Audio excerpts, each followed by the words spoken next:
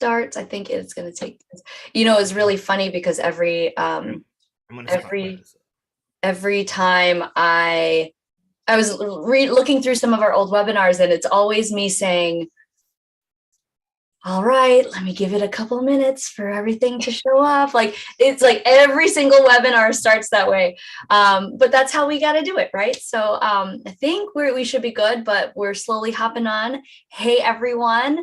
We are on number 36 for the Accountability Success Circle webinar series. And this is an awesome conversation that we're going to have. We've got the entire leadership team on here. And just as a aside, we have a special guest who's going to pop on in the second half. So we'll deal with that when we get there. But the theme for the Accountability Success Circle has been for this month, self-care. And we were just joking around because Rebecca has popped on right before. She's like, I need some self-care. So this is a perfect conversation to be having today. And just even with the busyness of the year, for me, my kids are starting school tomorrow. Gary has been slowly easing into life with 2 kids, and Rebecca has been moving, right? You're in your new place, right? So things are a little cray-cray, and it is very, very easy. And that's going to be one of the first things we talk about. It can be really easy to forget about self-care, especially when you have so much on your plate, so much you're doing. And what I hope for this hour, and I see Mike is online. So, hey, Mike is on a week off of work, like a mandated full company week off work, which I think is so cool. But anyways, talk about self-care. I mean, they could spread it out more, do more of these 1 week things. But I was thinking we kind of try to do that at the end of the year, right before the new year starts, like a week where we all just kind of shut down and try to focus on being present with family and our loved ones during the holidays. But anyways, so for the next hour, this is going to be kind of like a panel type discussion. We're going to, because Gary, Rebecca, and I are, we all our energies and our values jive with each other, but we all have different perspectives. And I see Terry is on. So, hey, Terry. What I want to do is facilitate a discussion around self-care from our 3 different perspectives. And of course, if you are watching this live and have any questions or any other ideas to chime in, this is going to be a little bit of a collaborative conversation. But for the first 30 minutes, just kind of talk about self-care. What is it? Why do we need to do it? Why is it so important? Why is it so hard to make time for it? And then think about some strategies that are going to help us figure out how to identify those self-care practices, because there's so many different self-care practices that will help us kind of recharge and rejuvenate so that we can go be the amazing badasses that we are with all of our ambitious goals and everything we want to do. So are we ready, Gary and Rebecca? Ready. All right. And Sam is here as well. So, hey, Sam. We got a party going on. All right. So the first piece is this whole idea of self-care and how important it is. And I think you hear this across the board, how important it is. Yeah, we tend to easily overlook that. And why do we do that? Why do we tend to put it low on our priority list? Because is it because it's just another thing to do? What do you guys think about this idea of we all know, in, the media and all the socials, time for a little self-care. What are your perspectives on why we tend to overlook self-care? You want to go first? Doesn't matter. I have a perspective, but I want you guys to talk. All right, anyways, I'll go. Go for it. First thing that comes to mind for me is that, well, if I'm just going to be completely blunt, we have our priorities fucked up. And it's not our fault. It is one of those things where at the end of the day, we need those Maslow hierarchy of needs. And when we look at security and all those other things, that we intrinsically want to make sure that we are well fed and we have a job and all those other things. However, we get in this sort of cycle of just working, taking care of other people, working, and we deprioritize ourselves. And I'm speaking from a US perspective. I know in other cultures and other regions of the world, it's different. If you've ever seen that video on blue zones talk about cultures where people live over 100 years old. The way that they prioritize things is completely different. I think we need to be taking some notes from that. But I think the main thing is, we think we should be doing something else. And, our sort of definition of self-care is, oh, I can do that afterwards. It's like, as a reward, or I can only self-care or take care of myself or do these things after I do X, Y, and Z. And guess what? That list is so long, we're not going to finish that list. So yeah, that is my answer. All right. Rebecca, what's your perspective on this? Yes. So my brain immediately went way back, and I'm all about getting to the root of things, at least a lot more now than maybe I used to be. So I heard it at some point in the last few months, I looked up the West cure. So I think it's something around the Industrial Revolution. I mean, it's like, why are Americans, especially in this hustle culture, where did this even begin? Because it didn't happen overnight. And all this hustle-y culture that has led to exactly what Gary said and what we've chatted about a lot in here before. And I think and anyone can correct me because I could be totally wrong with the Industrial Revolution, but somewhere in this like creation of, we can now like get ahead as like a country and produce more and do more and create more in that sense. And back in was it like the 40s, 50s? I can't totally remember. No, it probably was before that. California existed as, I don't even know, a state. But anyway, they would send men from like the East Coast, Midwest to the West to spend time out in nature with cowboys because they were starting to face signs, and there's documented notes and things of basically what is burnout. Nowadays, we have the term for burnout. So this can be traced back decades at the very least. And so it's like, so how do we start to unwind just like so much of what we're seeing in our years, in these last few years, especially of like these kind of karmic patterns, these things that have been going on, not just overnight, like we can trace it through several generations back to this era where then they were sending people because they were facing burnout to like spend time in nature, and things that we're hearing now kind of full circle, like, well, get outside, hike more, go for walks, like spend time in nature. It's like, okay, this isn't a brand new idea. This is something that we've been reminded of, and they knew this. And the other note is that for women, they didn't let the women go west, and they instead told the women that they should stop doing everything, which in a way sounds nice, but really give into like that traditional feminine gender role thing. Like, you don't get to create anything, women. You don't get to work. You don't get to do art. You don't get to, like, you just get to sit still and basically be treated like you're sick and be like bedridden. So in a way, we know that that can be good rest, but it was also this interesting thing as I was exploring also, like, why do we have these like feminine, masculine things going on in these last couple of decades? So that too was tied into that, where men got to be the hustlers, that masculine energy, and they got to then go retreat, and women started to do that, face the same signs of burnout, but they were told to do nothing, just sit there. So interesting stuff. Just think, like, food for thought for people to think of, like, why has this perpetuated? And now, like, I do think we're slowly turning it, but yeah, here we are having a conversation as to like, how do we continue to turn it and change the way we all live moving forward?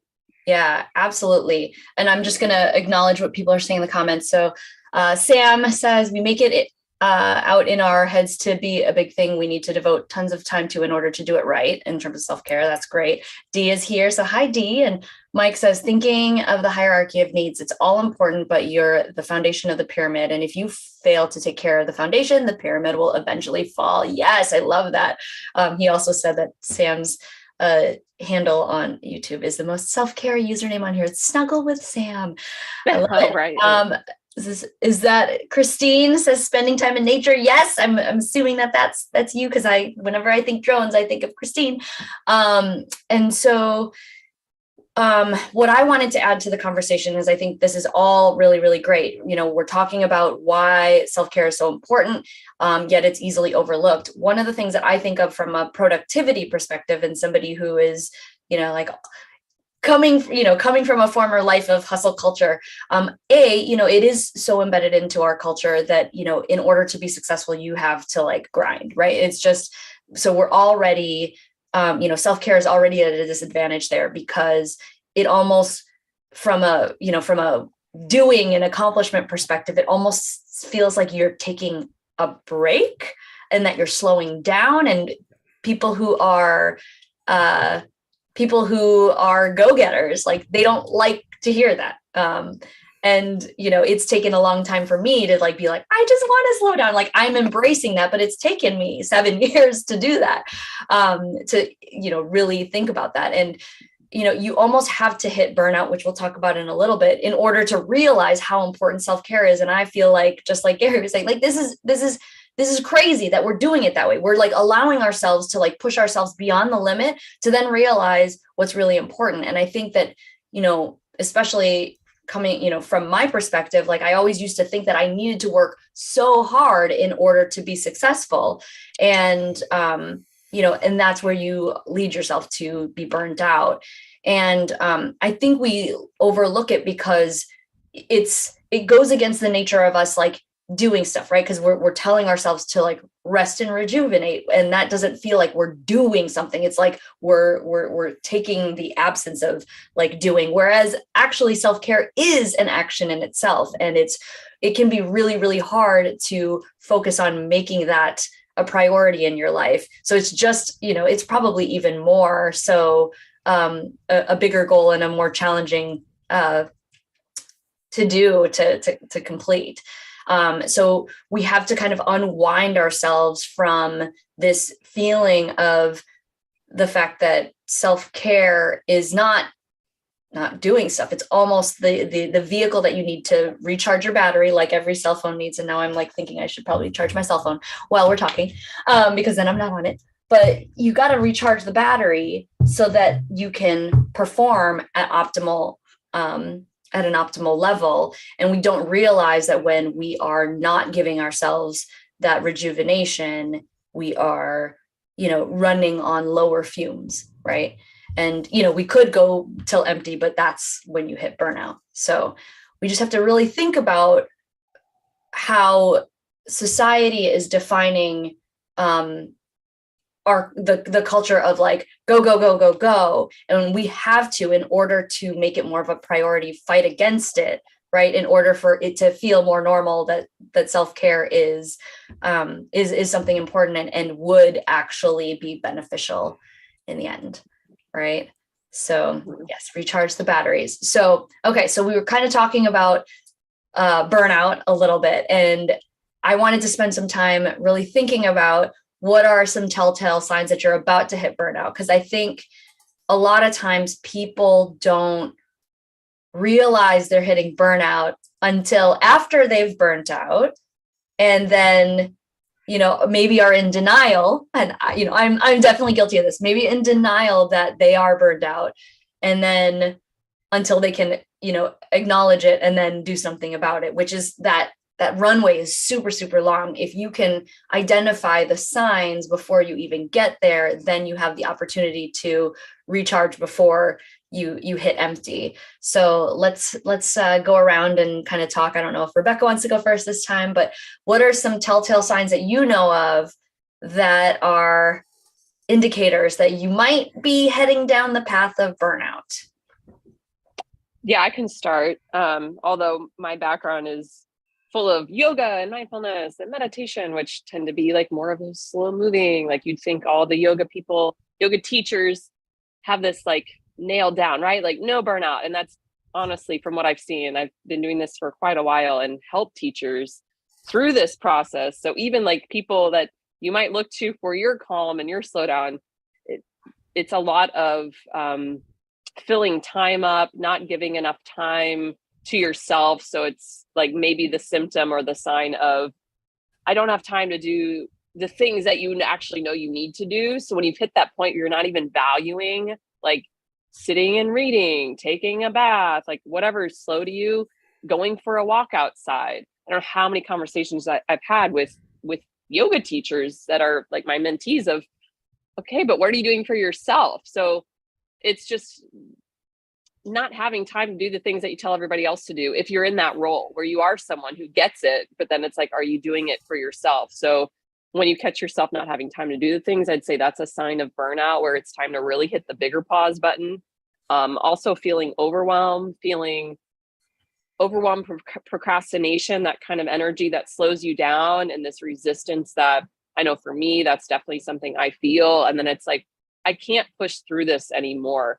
And I am a hustly yogi person where I do tend to like push and go, and I have a lot of energy. But when I start to feel that resistance that turns into overwhelm, procrastination, for me, I know that's a sign of burnout.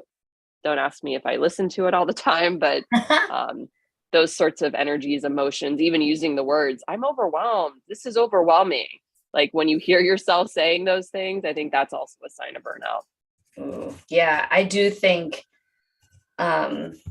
sometimes it's the indicator is in the words, which is, oh God, I feel like I've been in burnout all my life if that's the case. Oh, Gary, what are your thoughts on the telltale signs of burnout? Yeah, both of you nailed like most of them. But before I sort of add to it, I think one of the things that we need is we need some people in our corner to observe us saying some of these things, because you know what they say, it's hard to see the picture from inside the frame. Because this comes on so slowly and over a long period of time. We just get accustomed to just that new normal, and then we don't even realize that we're almost at the breaking point. However, other people can start to see some of these things. So like to have a trusting relationship with someone that can honestly say, hey, you know, I'm noticing X, Y, and Z. You might not be aware of this, but you know, hey, you know, just want to let you know.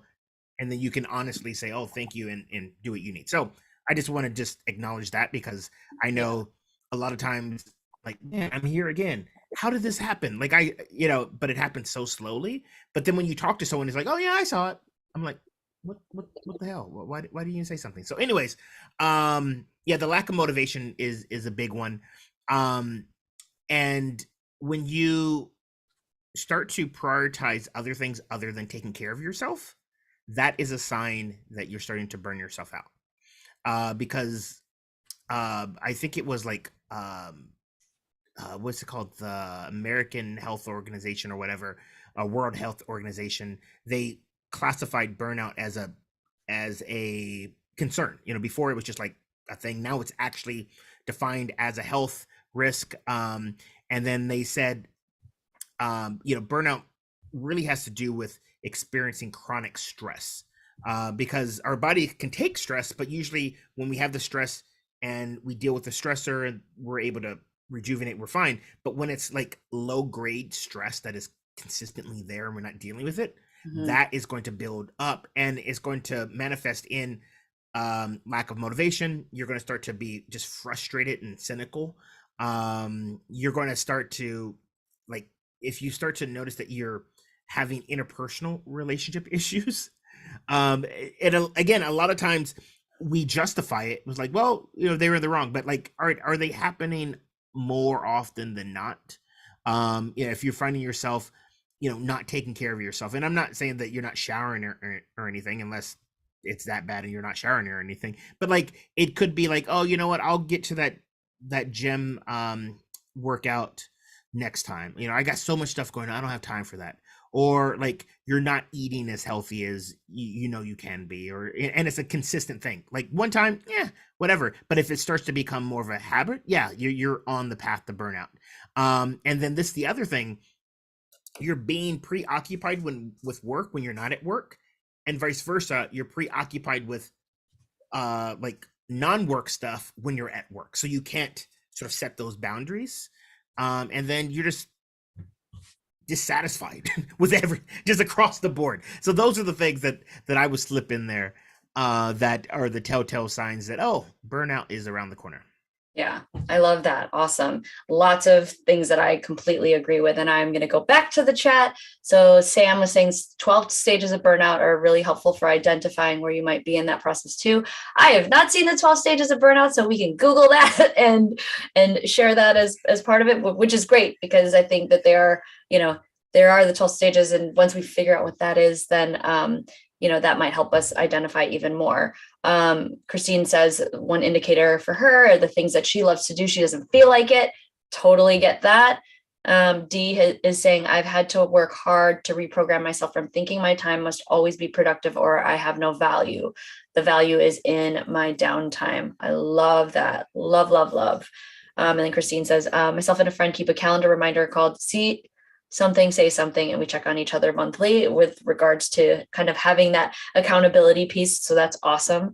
Terry says, been there. It's always a bad sign when you start putting off things that sustain you just to do more work. Yes. And Sam says, the reversal of priorities makes a lot of sense. It is, I kind of want to share story, because I feel like now I have admittedly like 2 really, really bad burnouts.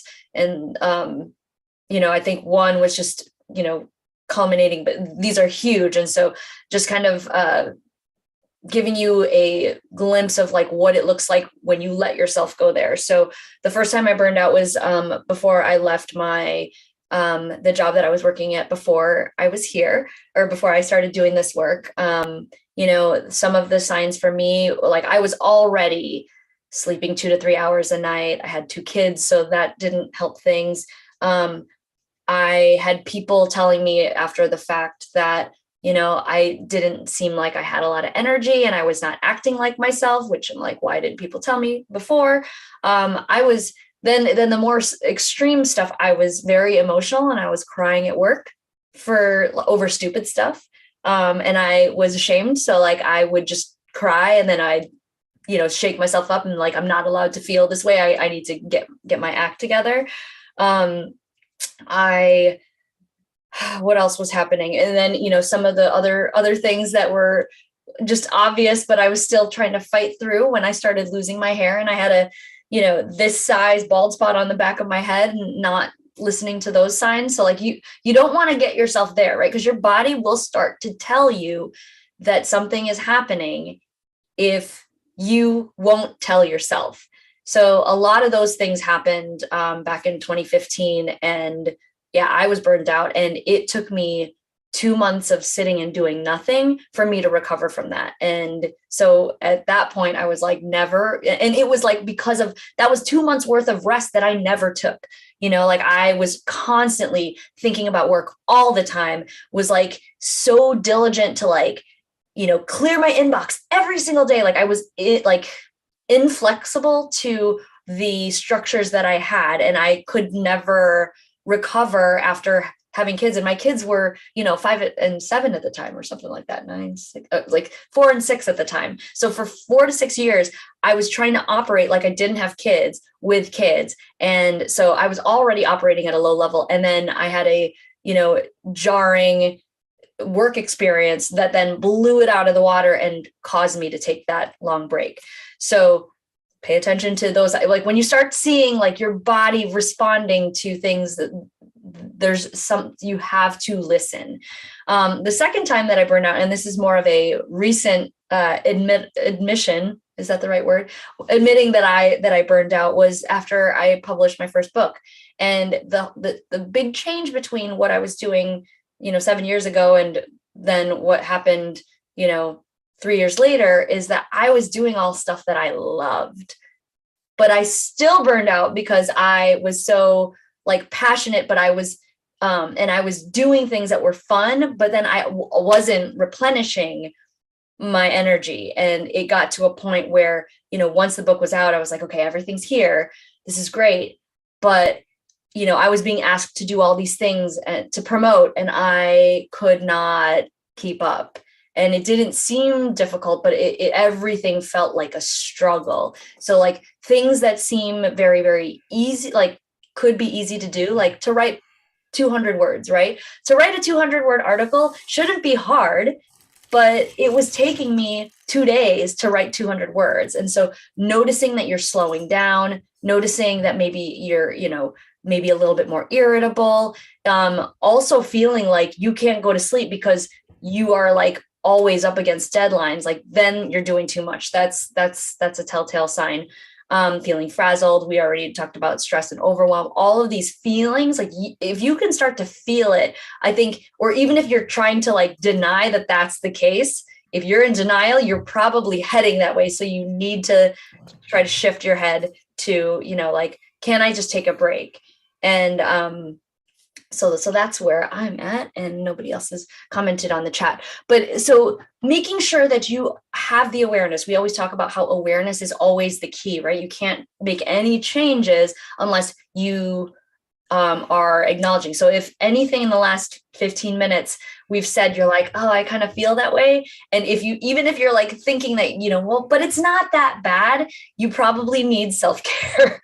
And we're going to transition next into, maybe discussing a few different strategies. And this is going to be super fun because how we define self-care is really based on how we want to look at it, right? Like, I think a lot of people will think that, oh, you got to go to the spa, or you need to go do something, or pay some extra, go on a vacation in order to get self-care. But there are, other ways that you can promote self-care, even in smaller chunks. And so let's have a quick discussion about like different strategies from our different perspectives, different things that you can do. Obviously, for those of you who are watching live, like throw in your self-care practices in the chat too, because this is a great brainstorm. And what I want to do is come up with a whole bunch of ideas, and maybe you'll hear something that you didn't hear before, and maybe you want to try that as a new strategy. So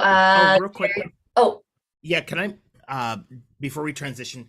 Yeah. Give one example, or it's more of like a metaphor. Okay, great. I was just thinking about this, like while you were talking and telling your story, because oftentimes, and I know the people in our group are in this, it's not like they're in a job that they hate. It's not like they're doing things that they necessarily hate.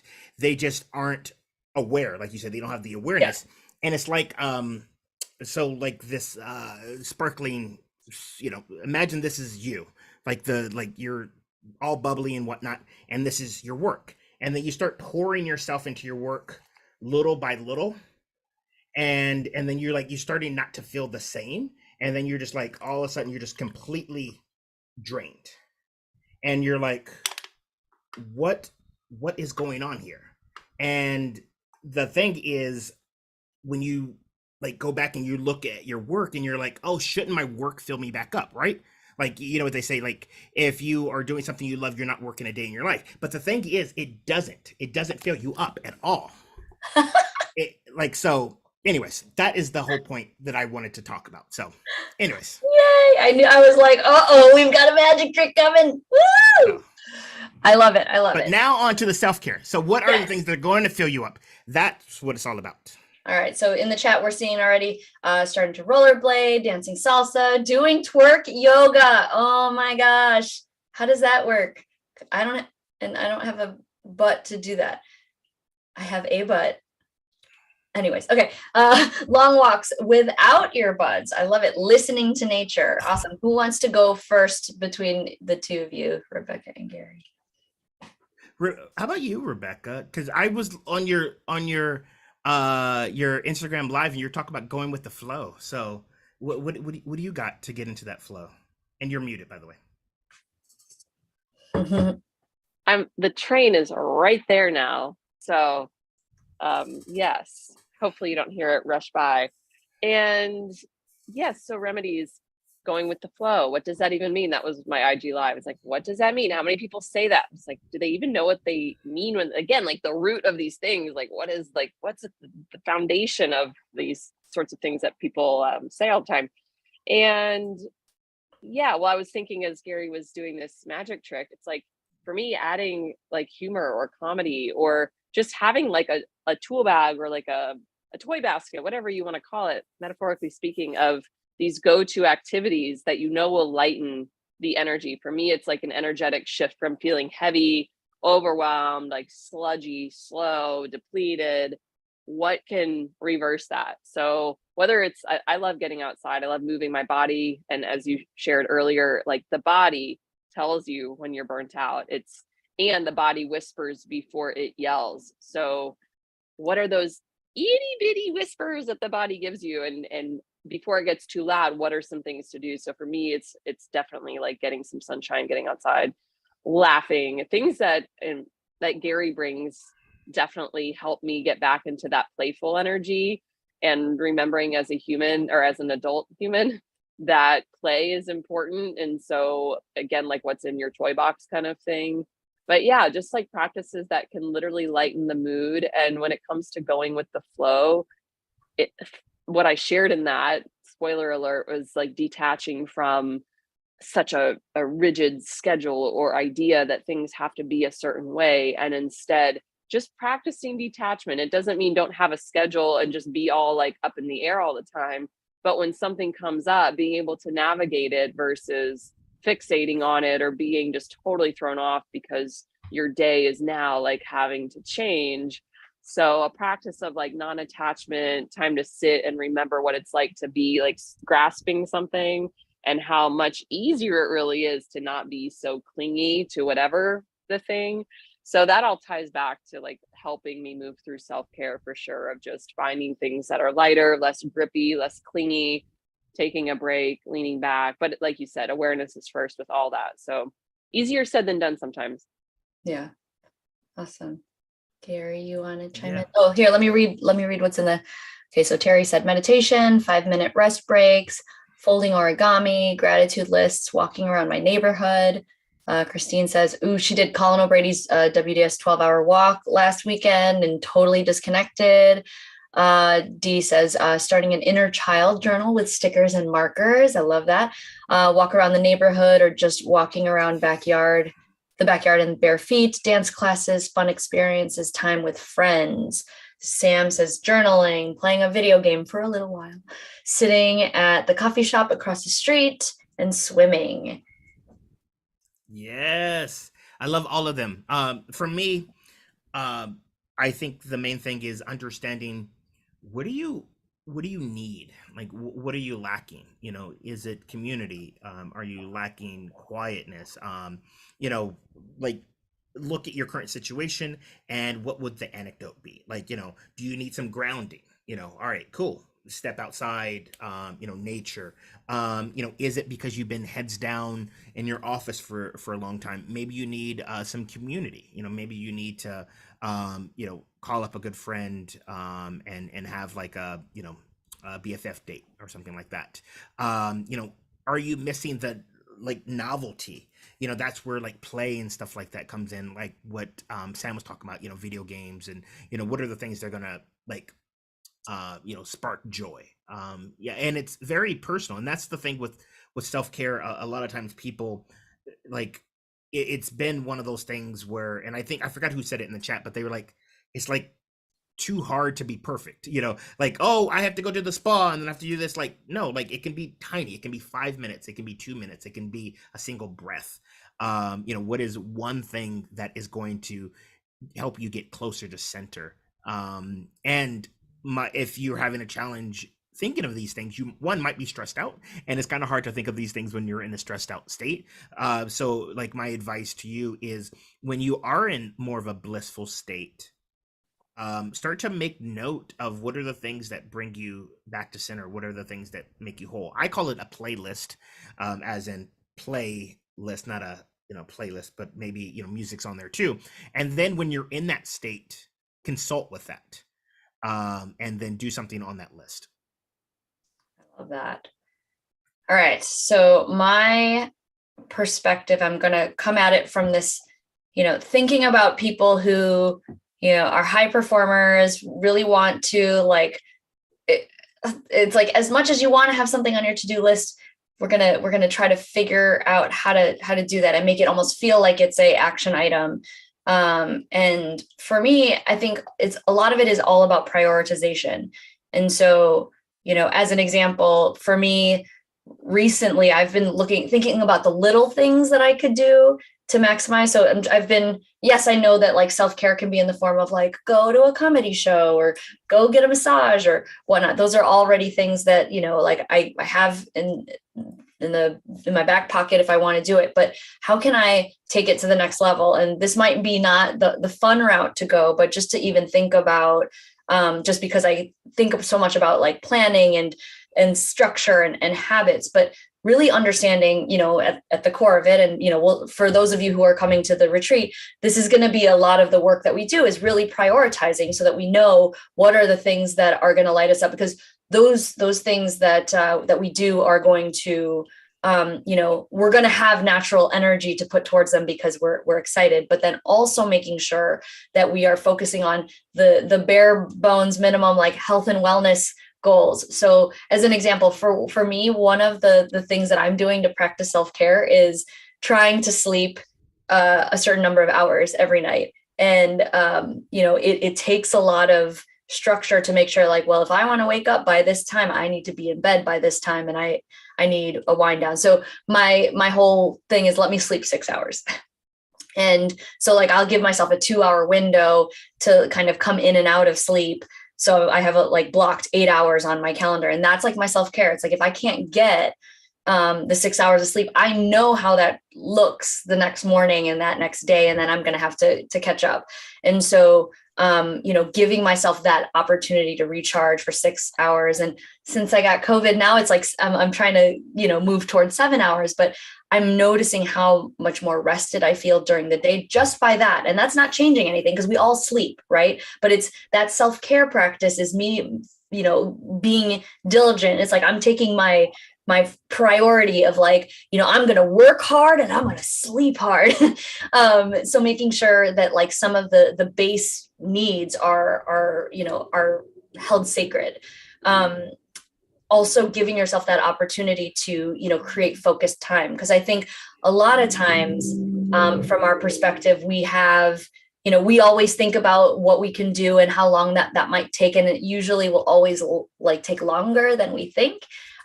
So even giving yourself like meetings with yourself, where I'm like, I'm going to work on this, or I'm only going to work on this task or this area of work for a certain number of hours a week. So you almost give yourself that pause to say like, I need to work on certain things. So creating that structure can actually be something that can help you practice self-care, because then you're not like spinning in a spiral of like, distraction. Then you're feeling even stressed about the things that you didn't do, but you're giving yourself that opportunity. So it's a little bit of a different viewpoint of self-care, but I think it's just as important. One of the other things that I'm like a big proponent of that nobody seems to think about is like along the lines of prioritization is saying no, right? Like you can say no as a form of self-care, because if you're doing things that you don't want, that's draining energy that you could be using towards something that you do want to do. So thinking about, the things that you can say no to, even though it's not like, oh, I'm getting my nails done or, something like that, that is an act of self-care. So those are some ideas that I'm going to throw out. So those of you who are in the chat, feel free to add any more that come up to mind. If you've heard anything that you are like, oh, I need to try that, make sure you write it down and put it on your to-do list. And we actually have our little guest who is coming up. So I'm going to add her in just a minute, because this is going to be a, we'll get her perspective, but she is somebody who I have known for years, and we actually reconnected recently and had a really awesome conversation about self-care. And I'm going to have her also share a really cool tool that she put together that I want to share with all of you guys. And for those of you in the ASC, we'll do a challenge around this, which will give you some tools to really get into the practice of self-care. But let me just really quickly introduce her really quick. I'll read her bio, and then Gary, you can bring her on. Her name is Leah Kinnear, and she's the founder and principal of Kinnear Coaching and Consulting, wearing many hats as an executive coach and leadership development consultant to Fortune 50, higher education and nonprofit organizations, leveraging her over 30 years of experience as an HR learning leader. She helps leaders at all levels lead better, even during times of rapid change, which, let's face it, is all the time. And in addition to her thriving consulting and coaching practice, Leah also has a side gig as an affiliate with an international Japanese health and wellness company. And she says she is self-proclaiming prone to overdoing it when it comes to work. Leah has also been exploring self-care strategies for her own greater well-being and started sharing tips and strategies she's learned along the way on her Instagram channel, Self-Care for Busy People, since the start of the pandemic. So we will welcome Leah Kinnear. Everybody can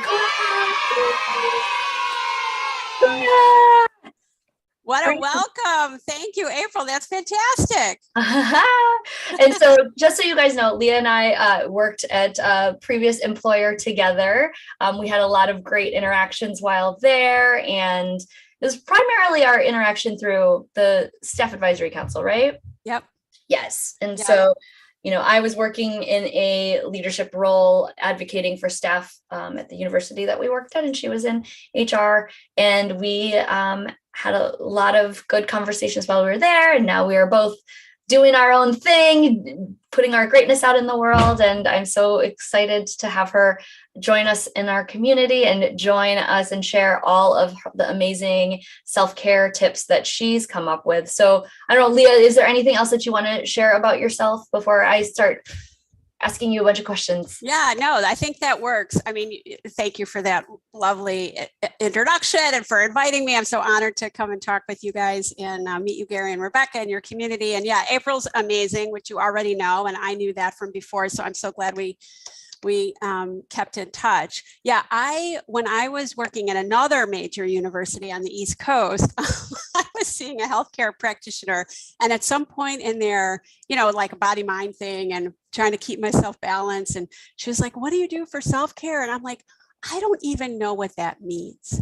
I had 16 people reporting to me. It was all, it was a new position and everything. And it was just like, go, go, go. And I get into it, but I think sometimes I forget to play hard. And so that prompted me, that was like 3-4 years ago, that prompted me to start exploring this whole self-care thing. And I'm like, I bet you other people would like to know what this really is, because it's not just, it can be part of it. As you mentioned, it can be bubble baths and going to the gym and doing your nails, but that's really not the whole, all the dimensions of self-care. So go ahead, shoot, ask away.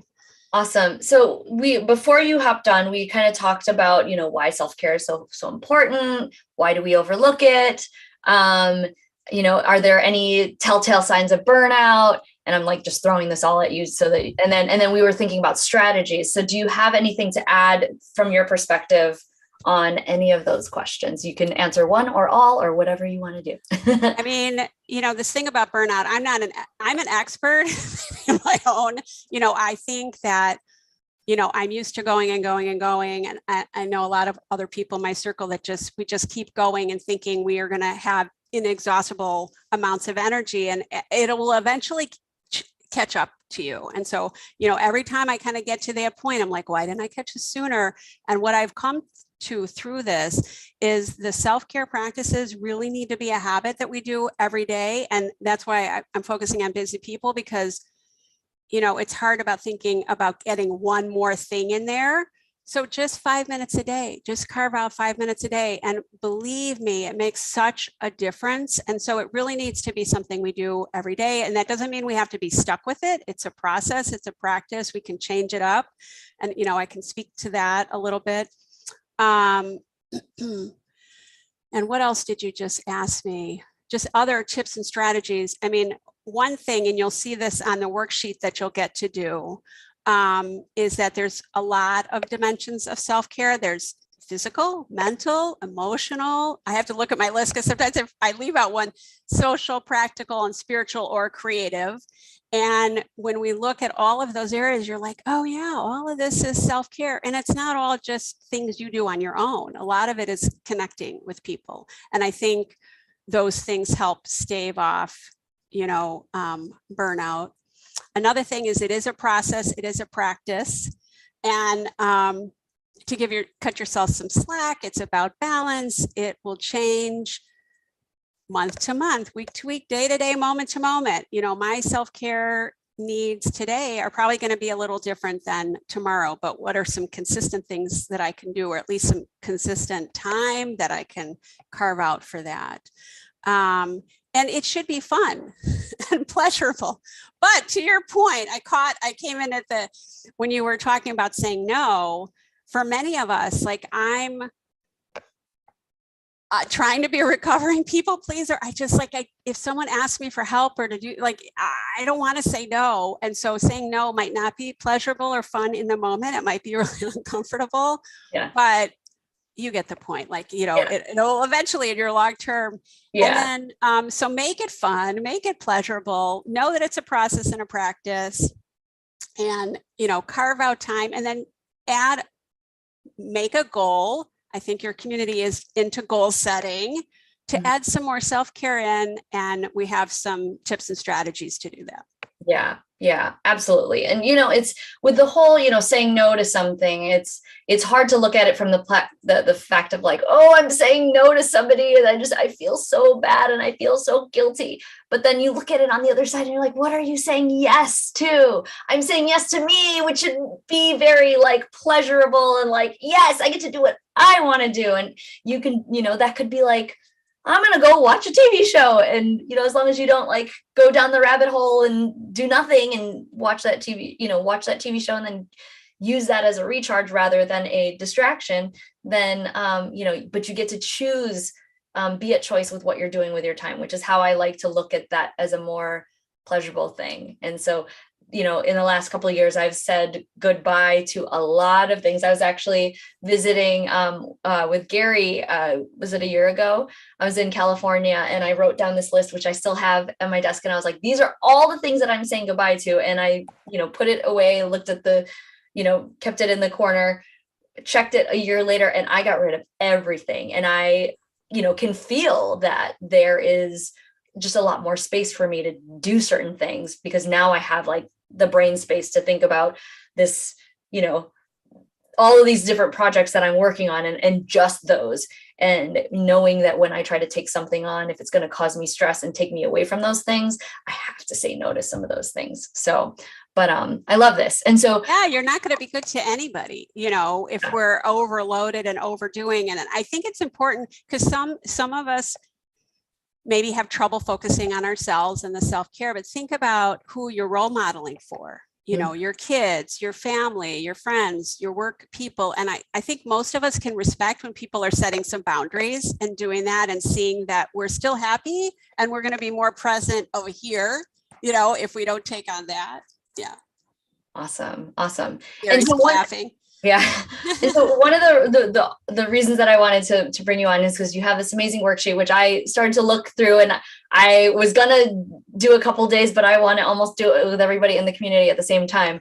And it is a week-long self-care practice worksheet. So for those of you that don't know how to start a practice on your own, or, just need some sort of direction on how to get started on creating a self-care practice. Because I do like this idea of creating a structure around it and giving it to yourself in little spurts every day. We're going to preview, and Leah's going to talk through this, this worksheet for us. And I don't know, Leah, do you want me to share it on? I think I would like to share, because then I can show another thing linked on there too. Awesome. And then maybe if we have time, if people can put in the Q&A in the chat, their favorite 5-minute little practice too, that might be helpful to kind of do a crowd, Yeah. whatever the word is. Okay. Yeah. So Awesome. let me see if I can. And while she's doing that, Terry said, use as a recharge, not as a distraction, and had the mind-blowing emoji. I love it, right? I mean, and it's true. It's like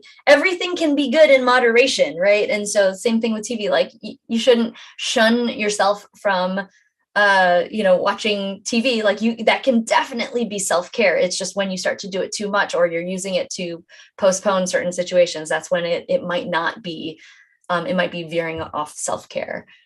So. Yeah, absolutely. I'm just going to show this for a second. This is my Instagram channel that I started, and the link tree there just to show people like how, can you see my screen? Yep. Yeah. So, hang on. Should probably shrink this. So there's a website that you can get to the worksheets, but also from the Instagram channel, you can just go here to a webpage that we have, Self-Care for Busy People. And this first worksheet is A for Assess worksheet, which I think I have open already. Okay. And for those of you who are in the community, when I post the weekly challenge, this is can be this. And so we'll give you a direct access link to that. And then Leah will be in the community also to answer any questions as you go, which is great to have that resource. But okay. I love that. I'm happy to help in any way I can. And I love your platform and the energy and everything. I'm like, these are my people. So I'm going to get to the punchline and kind of back up this way. Sorry for the scrolling, but you can see here, these are all the dimensions that I mentioned earlier, here, and then we've got little symbols of them, and you've got one worksheet for every day. So Sunday, so you can start tonight. You don't have to wait till Sunday. And what you're going to do is write, literally, I'm telling you, this will take you 4 minutes. Before you go to sleep, have it at your nightstand, go in and write down like what self-care practices you did for that day, and then do it the next night, the next night, the next night. And then let's look at here's a whole bunch of ideas, what these look like. And this, this is an art. It's not necessarily a science. So reading inspiring quotes, I put under spiritual creative, but you may find that to be undermined or something. So you do you. This is just to get people started. And then here's the directions. And I call this A for Assess because what I was doing was I was doing a little self-care practice for the week based on the alphabet. So I have an A for appreciate, B for bathe, C for clarity, and there's some little activity on the Instagram channel for that. So we start with A for Assess. So at the end of each day for the next 7 days, spend 5 minutes, write down what activities you did that could be considered self-care. Is really good to track. You're going to see strengths that you had and where you can increase your focus, and review the list of potential self-care practices on the next page. Log it for each day, no matter how small. And this is important. This will be really nice. At the end of each day, circle the activities that made you feel good, like anything that kind of gave you an extra boost, put a star on, and you're going to see a pattern over the week. And then review what you logged, and then really do this. Like, what are your strengths and where do you want to expand? And so one area that I felt like I wasn't spending enough time was spiritual and creative for me. And so that's made a huge difference to my overall well-being. I think these increasing our self-care practices really builds resilience for us, to weather the storms. And it doesn't have to be in a way that's taking away from your productivity. It enhances it. Something else I wanted to tell you, from the link tree, there is a podcast, and I love this. So there's podcast here. This is me. This is my niece, Samantha, and my niece, Rebecca. They're 20-something millennials. They actually did, and actually Rebecca works with me on this whole social media stuff. And they actually did the worksheet for a week, and then we talked about it, and so you can come here before or after you do it just to kind of get some inspiration. It's really helpful and a lot of fun. So I'm going to stop talking. What questions do you have? I love this. And if you are watching this and not mind blown, feel free to ask any questions in the chat. I want to ask Gary and Rebecca what their thoughts are of this before I talk, so you guys can come back and hang out. No? Or are you guys coming back? Okay. It's like, Gary was leaning in. yeah. Is he frozen? No. He looks like he's frozen. I'm that in tune with what's going on right now. Yay! So what do you guys think of this worksheet, or do you have any questions or thoughts? I love it. One of the things that resonated was what was said before of like, I don't even know what self-care is. And I know that I felt that a while ago, and I feel like this is something that makes it very tangible, that allows people to really explore and find out like what's working, what's not. Like it doesn't feel very rigid. It feels very approachable, and I'm excited to give it a shot. Yeah. Yes. Awesome. And Terry has a question in the chat. Do you have go-tos for each aspect of the wheel, or do you adjust based on your needs? So I had a suggestion, and I can put it in your platform. I would suggest either or both, picking one thing that maybe you've done before that you haven't been doing for a while. Like I used to do morning journaling. I got off of it. I went back to it. And then I was doing 3 pages and it was just taking a long time. And then I thought, you know what, I'm just going to do it for 5 minutes. So I did it for a week.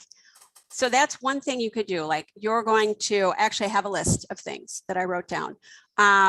One day you met, so you could do morning journaling for 5 minutes, a 5-minute meditation, savoring your favorite beverage. That counts as self-care, maybe closing your eyes in the car after your day before you transition back home, and just say, I'm going to do this for 5 minutes for a week. And this is all about experimenting your way forward. Another way to do this is to say, I'm going to spend 5 minutes a day doing whatever self-care I feel like, and I'm going to have a list and I'm just going to pull something. So maybe, this afternoon I spend 5 minutes just walking or marching or sitting down. Like yesterday, I was writing down like ideas and I'm like, not eating at your desk. And then I started eating at my desk, like right after I wrote it down. So, you've heard the like physician heal thyself or whatever. So I had to go like, you just are telling people don't eat at your desk, go sit outside and eat for 5 minutes. It's not going to kill anything. And of course, the work was much better. So either decide something you want to do that'll take 5 minutes every day for the next week, or set aside 5 minutes and then do what you feel like that will give you some balance at that time. Sometimes we need to move our energy and sometimes we need to go in and calm that way. And so it's different for different people, and it's different for different people in the moment. Love that.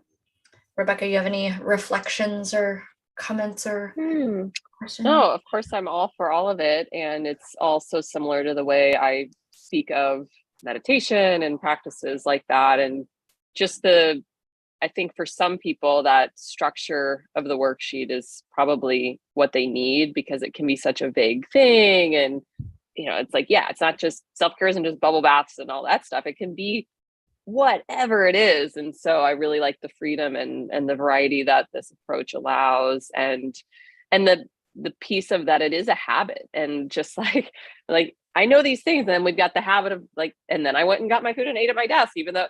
So it is understanding too that it's not necessarily going to be an easy shift. I mean, it is, however, it could take time. It could take implementation, could take the standard, whatever, 21 days, 60 days, whatever the researchers are saying it takes to build a habit. I think it's different depending on the person and the situation. We each have our own grooves of patterns that sometimes go back or go much deeper than others. So just giving yourself patience with these transitions and really understanding, I think through it all, like the core of, why do you want this? Like, what is on the other side of the self-care? And so I think having some strategy like this can really help people get organized. So I'm definitely pumped to actually look at the worksheet myself and go through it. Yeah. And one of the things that I am thinking about as I do this, because I will do this, and I encourage all of you who are in the community watching. So we will post the worksheet and give you some guidelines or, some conversation from here to help guide you on your way to do it. So you don't have to search, even though Gary is also putting all of Leah's contact information and everything in there. If you can't wait until we post it in the next day or two. But one of the things that I want to think about as I do this exercise is, what am I already doing that I might not realize is self-care? As an example, like in my checklist, my like 35 to 37 like little check marks that I have to do for myself every day, which is like check your email and brush your teeth and floss, like really random things. I do have one thing in there where I just, have some have a reflection / gratitude at the end of every night. And I might do it very quickly and be like, I'm grateful for this, and just say it out loud and then check it off just because it's a thing. But that is, even though it's like 5 seconds, it's self-care. And so I would almost encourage you, if you think you have like some self-care practices already embedded, like go through the first day and reflect back through your day and go through the worksheet and be like, what are the things that I did? Like, oh, I had a phone call with my brother, or, that might be self-care, or like, oh, I went and got ice cream with my kids. Like, those are not necessarily things that,